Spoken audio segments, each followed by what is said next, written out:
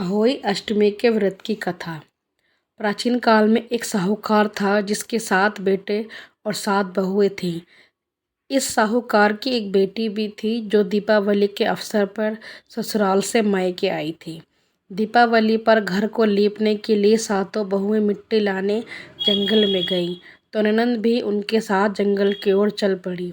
शाहूकार की बेटी जहाँ से मिट्टी ले रही थी, उसी स्थान पर शाहू अपने 7 बेटों के साथ रहती थी।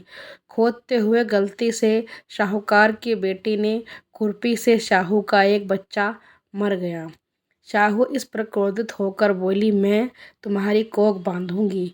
शाहू की यह बात सुनकर शाहूकार की बेटी अपनी सातों भाभियों से एक एक करके विनती करती है कि वह उसके बदले अपनी कोख बंधा ले। सबसे छोटी भाभी ननंद के बदले अपनी कोख बंधवाने के लिए तैयार हो जाती हैं। इसके बाद छोटी भाभी के जो भी बच्चे होते वह सभी 7 दिन बाद मर जाते हैं।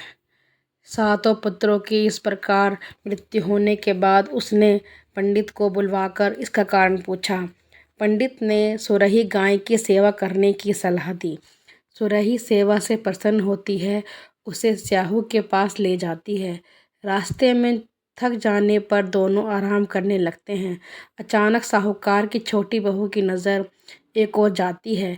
वह देखती है कि एक सांप गरुड़ पंखनी के बच्चे को डसने जा रहा है और वह सांप को मार देती है। इतने में गरुड़ पंखनी वहां आ जाती है और खून बिखरा देखकर उसे लगता है कि छोटी बहू ने उसके बच्चे के मार दिया है। इस पर वह छोटी बहू को चोंच मारना शुरू कर देती है। छोटी बहू इस पर कहती है कि उसने तो उसके बच्चे की जान बचाई है। गरुड़ पंखनी इस पर खुश होती है और सुरही सहित उन्हें शाहू के पास पहुंचा देती है। शाहू छोटी बहू की सेवा से प्रसन्न होकर उसे 7 पुत्र और 7 बहू होने का आशीर्वाद देती है। शाहू के आशीर्वाद से छोटी बहू का घर पुत्र और पुत्र की वधुओं से हरा भरा हो जाता है। अहोई अष्टमी का अर्थ एक प्रकार से यह भी होता है अनहोनी को होनी बनाना, जैसे शाहूकार की छोटी बहू ने कर दिखाया था।